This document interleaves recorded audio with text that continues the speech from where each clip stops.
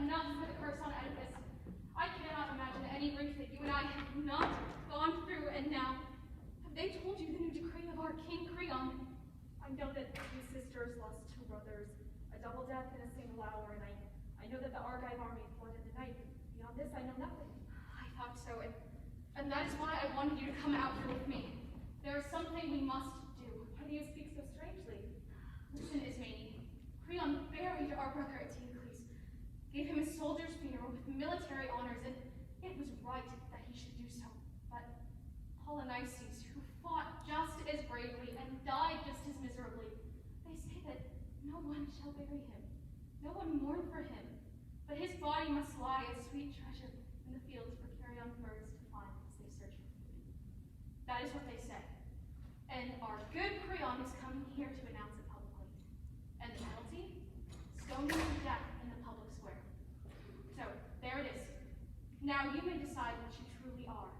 A true sister or a traitor to your family. Antigone, you are mad. What could I possibly do? You must decide whether you will help me or not. I don't understand you. Help you in what? Ismene, I am going to bury him. Bury him? You just said then you lost Brandeis. He is my brother. And he is your brother too. But think of the danger. Think of what Creon will do. Creon is not strong enough to stand in my way. Oh, sister, Oedipus died. Everyone hating him for what his own search brought to light. His eyes were ripped out by his own hands. And Jocasta died, his mother and wife at once. She twisted the cords that strangled her life. And our 2 brothers died. But Antigone, think how much more horrible our deaths would be if we should go against Creon and do what he has forbidden. We are but women. We cannot fight with men, Antigone. The law is strong. We must give in to the law in this thing and in worse. I beg the dead to forgive me, but I'm helpless. I must yield to those in authority. I think it is dangerous business to be always meddling. If that is what you think, I should not want you. Even if you ask to come. You have made your decision. But I will bury him. I shall lie down with him in death and be as dear to him as he to me. For it is the dead, not the living, who make the longest demands. We die forever. You may be as you like, since apparently the laws of the gods mean nothing to you. They mean a great deal to me, but I have no strength to overturn laws that were made for the public good. That must be your excuse, I suppose. Antigone, I'm so afraid for you. You need not be. You have yourself to consider after all. You must keep it a secret. You must tell no one. I will not tell anybody, I promise. Oh, tell it! Tell everyone! Think of how they'll hate you if this all comes out. If they learn that you knew about it all the time. So fiery. You should be cold with fear. Perhaps. But I'm only doing what I must. But can you do it? I say you cannot. Very well. Impossible things should not be tried at all. Go away, Ismene. I shall be hating you soon, and the dead will too. For your words are hateful. Leave me my foolish plan. I am not afraid of the danger if it means death. It will not be the worst of deaths. Death without honor. Go then, if you feel you must. You are unwise, but a loyal friend indeed to those who love you.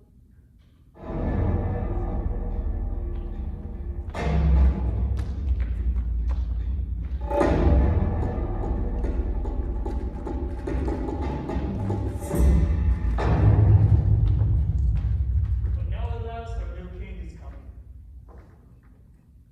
I've summoned you here this morning because I know I can depend on you. Your devotion to King Laos was absolute. You never hesitated in your duty to our late ruler Oedipus. And when Oedipus died, your loyalty was transferred to his children. Unfortunately, as you know, his 2 sons, the Prince Antigone and Polynices, have killed each other in battle, and I, as next in blood, have succeeded to the full power of the throne. Now I'm aware, of course, that no ruler can expect complete loyalty from his subjects until he has been tested in arms. Nevertheless, I say to you, at the very outset, that I have nothing but contempt for the kind of governor who is afraid, for whatever reason, to follow the course that he knows is best for the state. And as for the man who sets private friendship above the public welfare, well, I have no use for him either. I call God to witness that if I saw my country headed for ruin, I should not be afraid to speak out plainly. And I need hardly remind you that I would never have any dealings with an enemy of the people. No one values friendship more highly than I. we must remember that friendships made at the risk of wrecking our ship are not real friends at all. These are my principles at any rate. And that is why I have made the following decision concerning the sons of Oedipus. Antigone, who died as a man should die, fighting for his country, is to be buried with full military honors, with all the ceremony that is usual when the greatest of heroes die. But his brother, Brandeis, who broke his exile to come back with fire and sword, I say to have no burial. No man is to touch him or say the least prayer for him. He shall lie on the plain unburied, and the birds and scavenging dogs can do with him whatever they like. This is my command, and you can see the wisdom behind it. As long as I am king, no traitor is going to be honored with the loyal men. If that is your will, Creon, son of Odysseus, you have the right to enforce it. We are yours. You will give no support to whoever breaks this law. Only a crazy man is in love with death. And death it is! I'll not say that I'm out of breath from running, King, because every time I stopped to think of what I had to tell you, I felt like going back. And all the time, a voice kept saying, "You fool, don't you know you're walking straight into trouble?" While another voice said, "Yes, but if you let someone else get the news to Creon first, it'll be even worse than that for you." But good sense won out. At least I hope it was good sense. And here I am with a story that makes no sense at all, but I'll tell it anyhow, because as they say, what's going to happen is going to Let's come to happen. the point. What have you to say? A dreadful thing. I don't really How know. was it? Well then, the dead man, Polonices, out there, someone had given it burial that way and gone.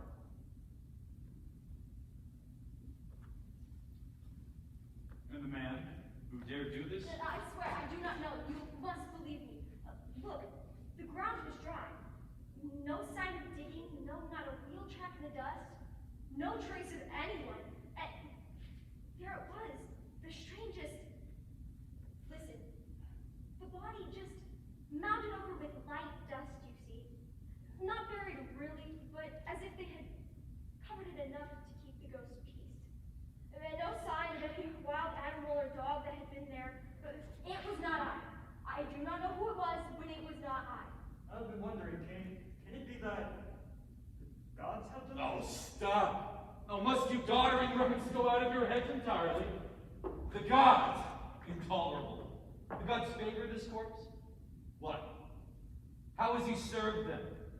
Tried to loot their temples and burn their images? Yes, in the state, and its laws with it.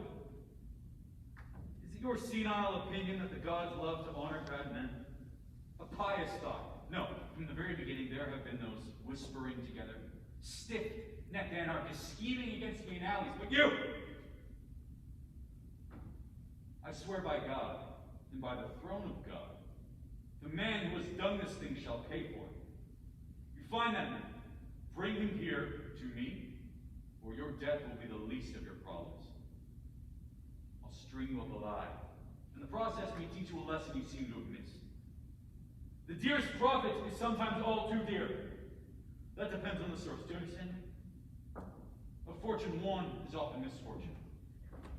King, may I speak? Your very voice distresses me. Are you sure that it's my voice and not your conscience? My God, she wants to analyze me now. Well, it's not what I say, but what has been done that hurts you. You talk too much. Me, but I have done nothing wrong. A soldier sold for some silver, that's all you've done. How dreadful is it when the right judge judges wrong? Your figures of speech may entertain you now, but unless you bring me the man, you will get little profit from them in the end.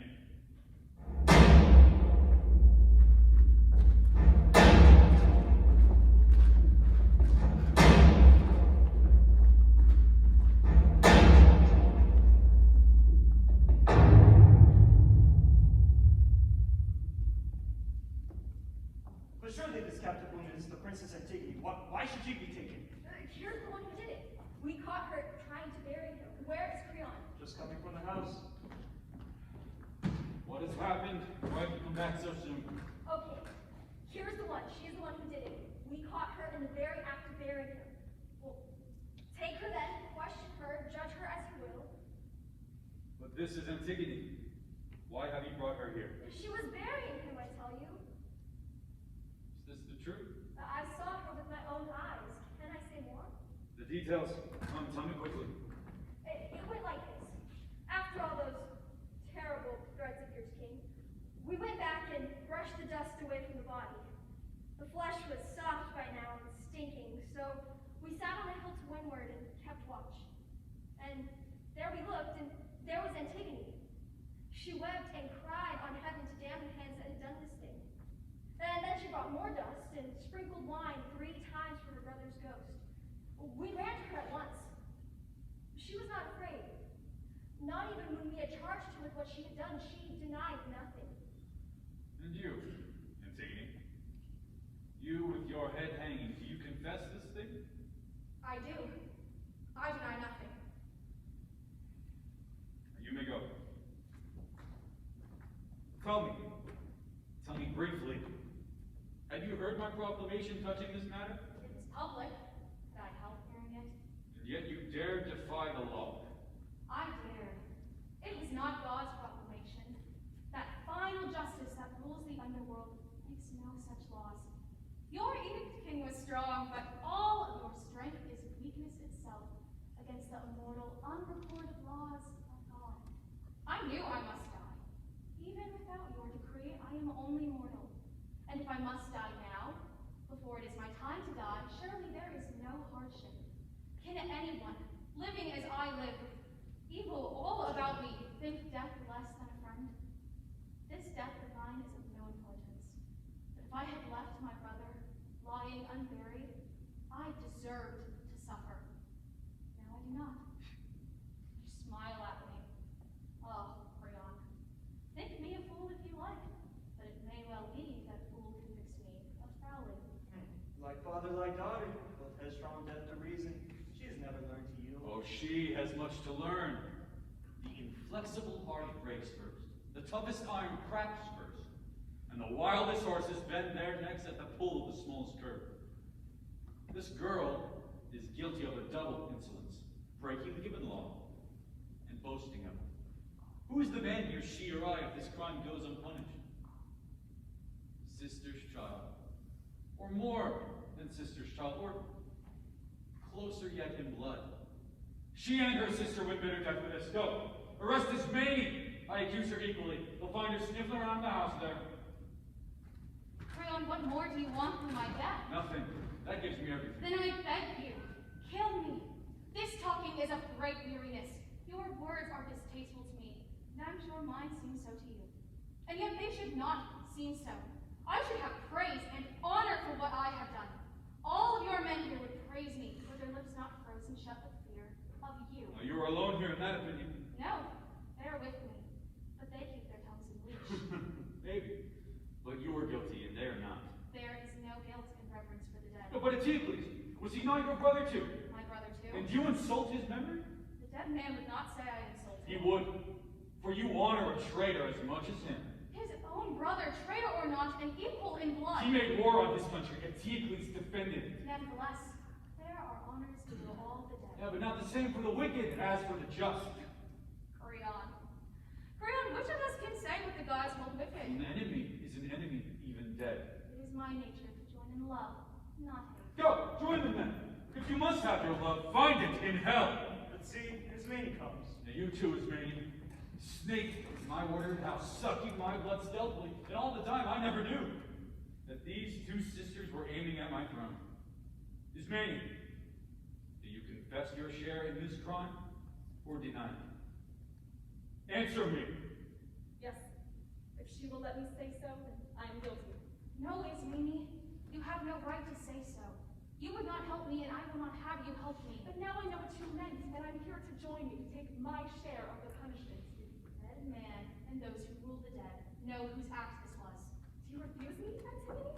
I want to die with you. I too have a duty that I must discharge to the dead. You shall not lessen my death by sharing What it. do I care for life if you are dead? Ask Creon. You're always hanging on his opinions. Laughing at me? Why, Antigone? It is a joyless laughter. But can I do Ismene. nothing? Yes, save yourself. I shall not envy you. There are those who will praise you, but I shall have honor too. we are equally guilty. No more, Ismene. You are alive, but I belong to death. Gentlemen, I beg you observe these girls. One has just now lost her mind. The other, it seems, has never had a mind at all. Grief teaches the steadiest minds to waver, King. Well, you certainly did when you assumed guilt with the guilty. How do I go on living without her? You are. She's already dead. Your own son's bride. Do you really intend to steal this girl from your son? No. Death will do that for me. Then she must die? Oh, you dazzle me. But enough of this talk. Take them away and guard them well, for they are but women. And even brave men run when they see death coming.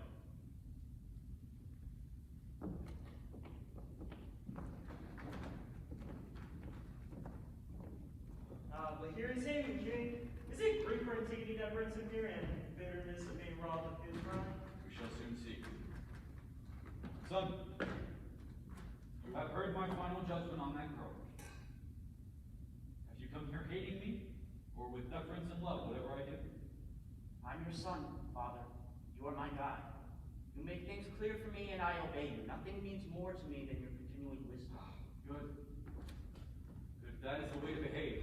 Subordinate everything else, my son, to your father's will. This is what a man prays for. That he may get sons attentive and dutiful in his house. So you are right not to lose your head over this woman. Look, your pleasure with her would soon grow cold, Haman, and then you'd have a hellcat in bed and elsewhere.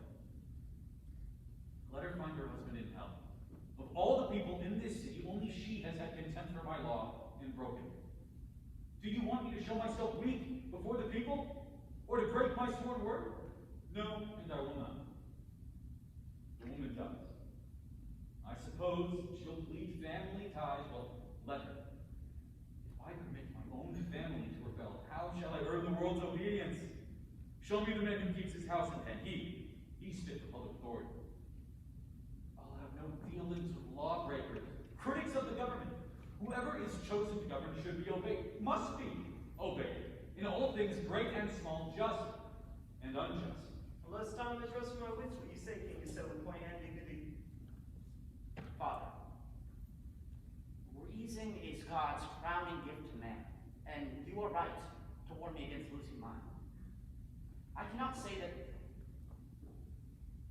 I hope that I shall never want to say that you have reasoned badly. Yet, there are other people who can reason too, and their opinions might be hopeful. You are not in a position to know everything that people say or do or what they feel. Your temper terrifies them. Everyone will tell you only what you like to hear, but I, at any rate, can listen, and I have heard them, muttering and whispering in the dark about this girl. They say that no woman has ever so unreasonably died a shameful death for a generous act. You must believe me. Nothing is closer to me than your happiness. What could be closer? Must not any son value his father's fortune as his father does his? I beg you, do not be unchangeable. Do not believe that you alone can be right.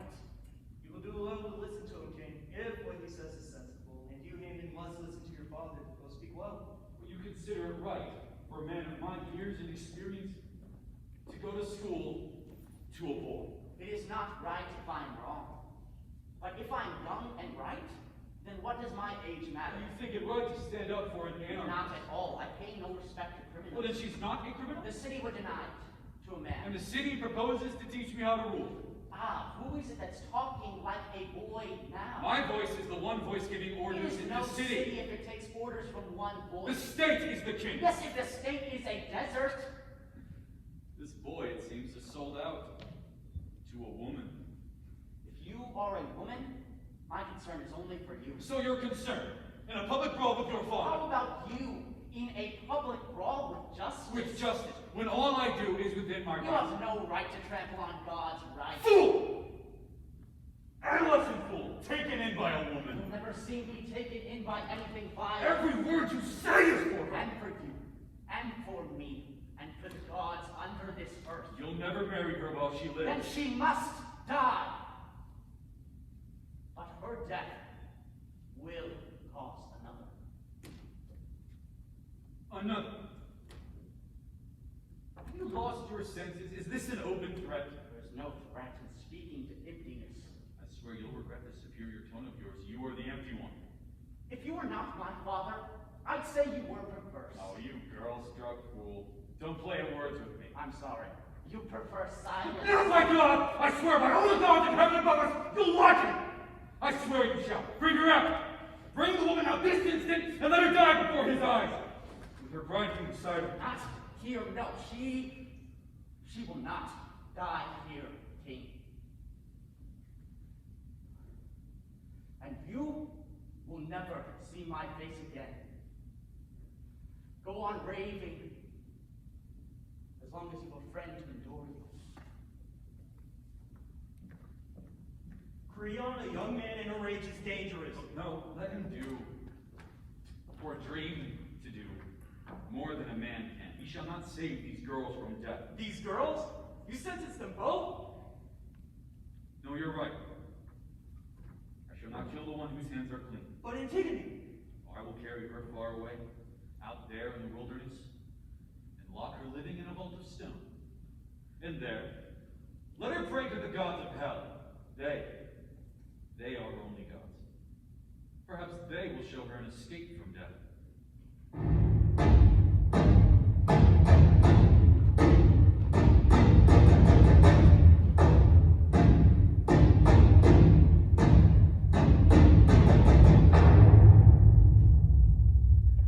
But I can no longer stand in all of this. Here is Antigone, passing to the chamber where all find sleep at last. Look upon me, friends, and pity me.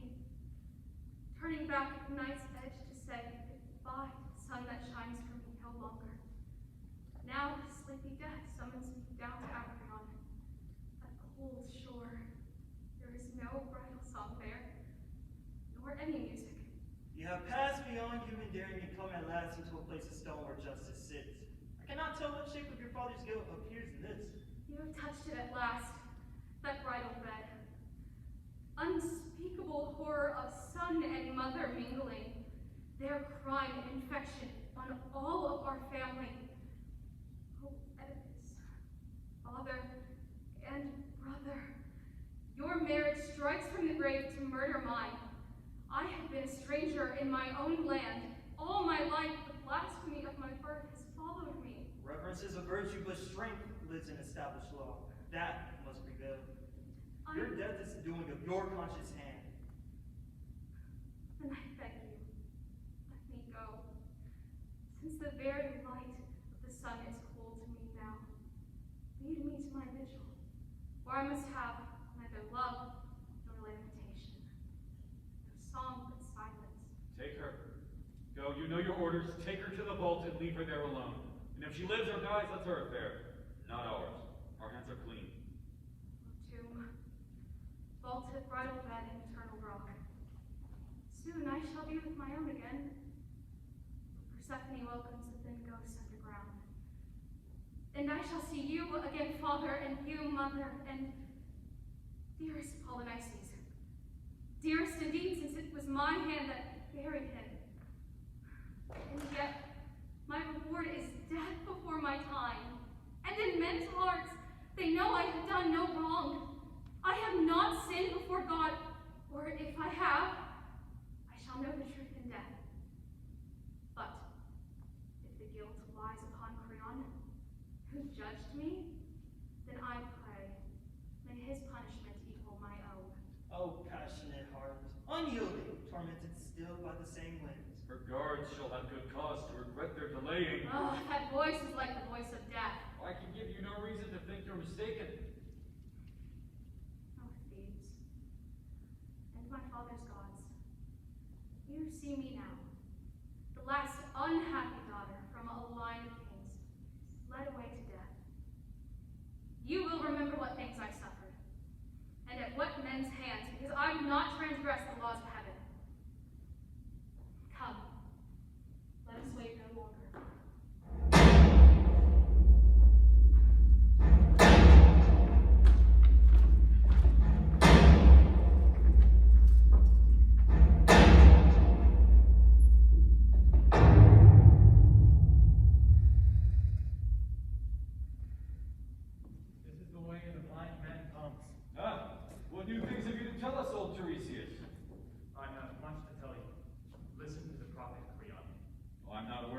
ever failed to listen.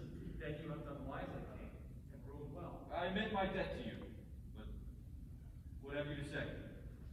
This, Creon, you stand once more on the edge of fate.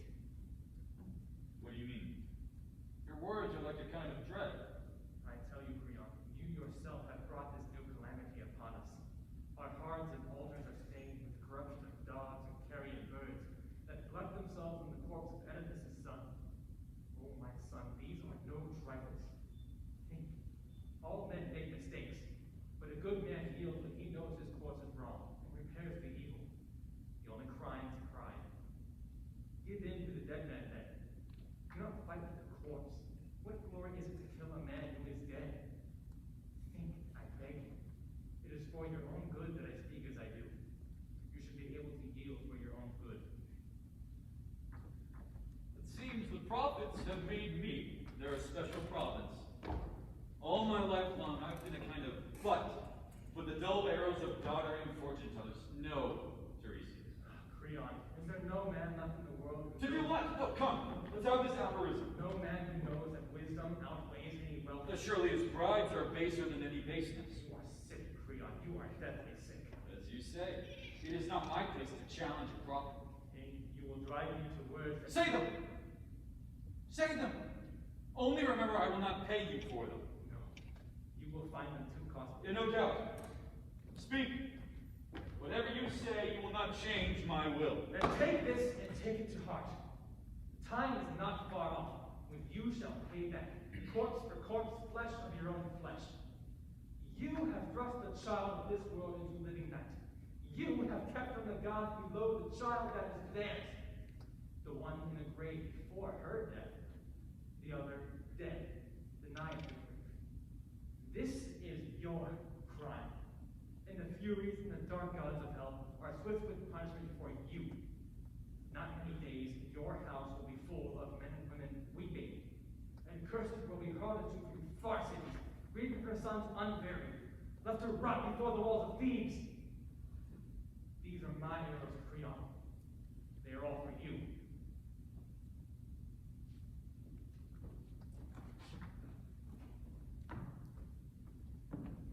The old man is gone, King, but his words remain to plague us. I cannot remember that he was ever false. That's true. It troubles me. Creon, take my advice. What shall I do? Free Antigone from her vault and build a tomb for the body of Polynices. You would have me do this. Creon, yes! And it must be done at once. God moves swiftly to cancel the folly of stubborn men. It is hard to deny the heart, but I will do it. You must go yourself. You cannot leave it to others. I will go. I will set her free.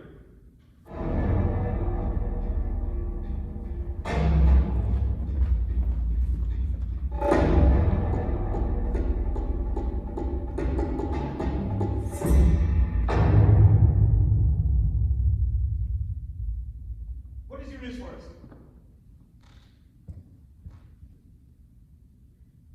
They are dead. The living are guilty of their death. Who is guilty? Who is dead? Speak! Haman is dead, and the hand that killed him is his own. His father's or his own? His own. Driven mad by the murder his father had done. Ah, Tiresias, Tiresias. How clearly you saw it all. This is my news. You must make what conclusions you can from it. But look, you're ready to see our queen. Has she overheard us? I've heard something, friends. As I was unlocking the gate of Pallas' shrine before I needed her help today. I heard a voice telling of some new sorrow. I fainted. There at the temple with all my maidens about me. Speak again. Whatever it is, I can bear it. Grief and I are no strangers. Dearest lady, I will tell you plainly all that I have seen. But I shall try not to comfort you, for what is the use, since comfort can only lie in what is not true? The truth is always best. I went with Creon to the outer plain where Polynices was lying. No friend to pity him, his body shredded by dogs. We made our prayers in that place to Hecate and Pluto, that they would be merciful. And then we brought fresh broken branches and put the corpse in holy water. Then we burned what was left of it, and upon the urn we heaped up a towering barrow of earth of his own land. When we were done, we ran straight to the tomb where Polonices was lying. And when we went for Antigone, one of the men had gone ahead.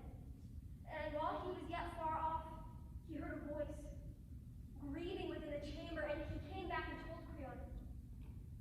And as the king went closer, the air was full of wailing, the words lost, and he begged us all to make haste. We obeyed. And in the cavern's furthest corner, we saw her lying. She had made a noose and hung herself. Haman lay beside her, his arms around her waist, lamenting her, his love lost underground, crying out that his father had murdered her. And when Creon saw this, tears rushed into his eyes, and he called to him, but Haman spat in his face, and he said not a word, staring. And then suddenly he grabbed his sword and lunged. The king shrank back from the blade mist, but the boy, desperate against himself, drove it half-length into his side and fell. And as he died, he gathered Antigone into his arms again, choking his blood bright red on her white cheek. And now he lies dead with the dead, and she is at last his bride in the houses of the dead.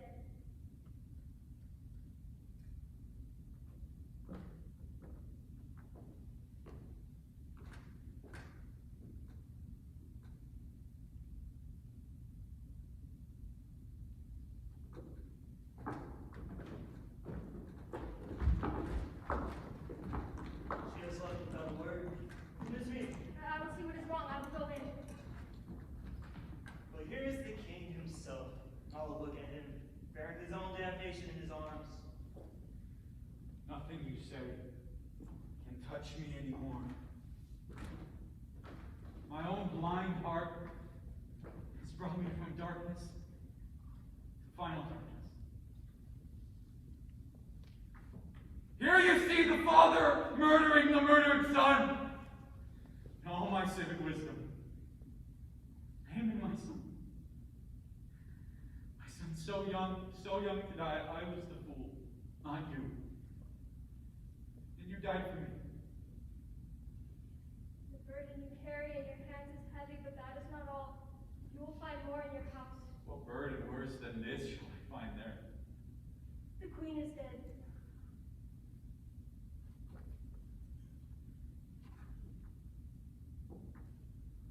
Horde of death. Death world, is there no pity for me? And you, angel of evil, I was dead, and your words are like death again. Is it true? Can it be true? Is my life dead? Has death bred death?